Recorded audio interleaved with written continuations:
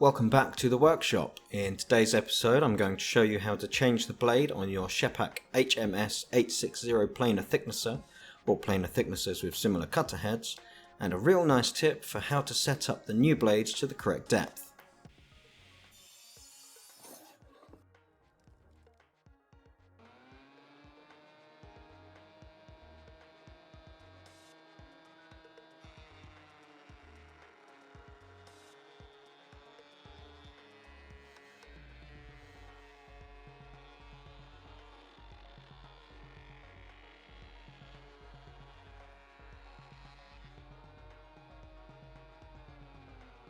This is the before cut for comparison. To change the blades we need to first move the blade guard, then remove the fence. Then you can remove the blocks holding the blade in place, and don't forget to isolate the power to the machine before working on it.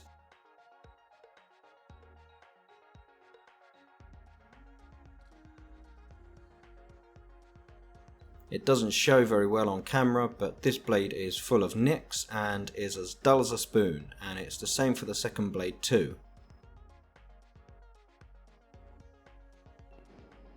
Before putting the new blades in, I give the cutter head a quick clean with some steel wool and a soft cloth, just to remove any debris, dust and resin. The new blades are from a Chinese seller on eBay and were around £25 for 4 blades. Coming from China, they took around 6 weeks to arrive, and I would now suggest to anyone that you keep a spare set.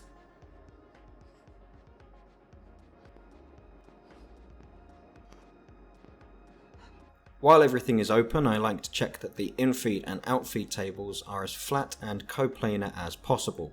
Coplanar is where the two surfaces are on the same plane or in line with one another. By spanning both surfaces with a straight edge, there should be no room underneath for anything to slide under. Here I can slide 4 pieces of thin stock paper underneath fairly easily, but 6 pieces do not slide under freely at all. As far as I can tell, there is no way to adjust for this machine short of using a hammer, but please let me know in the comments if I've missed something. The result is that there is around half a millimetre difference between the centre and outside of each bed.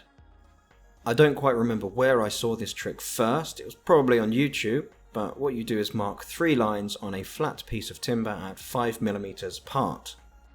I'll just carry those around so they're a little bit clearer, and then we just lay the wood flat on the tables with the middle mark in line with the edge of the Infeed table. Now we rotate the cutter head manually, and you should see that the wood moves the distance between the 2 marks, or 5mm. If it goes further or doesn't quite reach the next mark, then you'll need to adjust until it does. So just to be sure, I line up the middle mark with the end of the table, rotate the cutter head so that it catches and moves the wood, and then check how far it's moved. This one is actually a tiny bit short. So I'll adjust this one a tiny bit and do the same process again.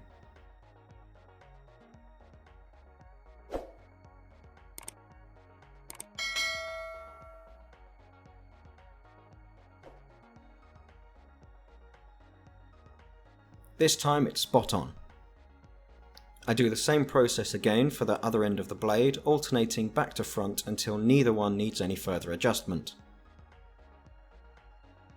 A quick bit of reassembly, fence first, making sure that it's square, then putting PPE back on, we're ready to make another cut.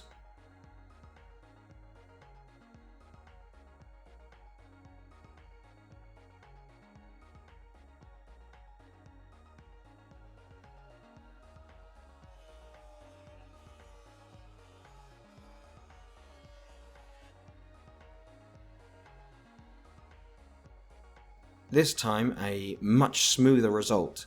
There's no tear out and almost no visible rippling.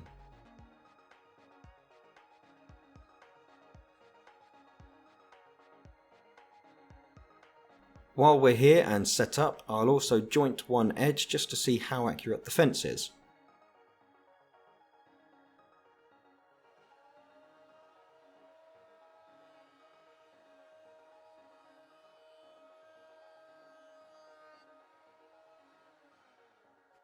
I didn't quite take enough off to get a nice flat edge, so we'll make a second pass.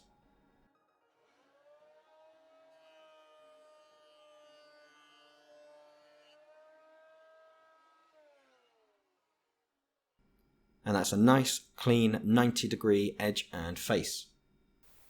Thank you for watching. I hope it helped you set the blades on your planer thickness and that you can see the results that you can get just by changing your blades from the rough, pitted, torn out, bumpy surface from before to the silky smooth finish. Probably need a little bit of sanding, but silky smooth and a nice 90-degree, sharp 90-degree corner there from the new blades, and it just went through so much smoother. If you did enjoy the video, it did help, please do like, leave me a comment, subscribe, and I'll see you in the next one. Take care.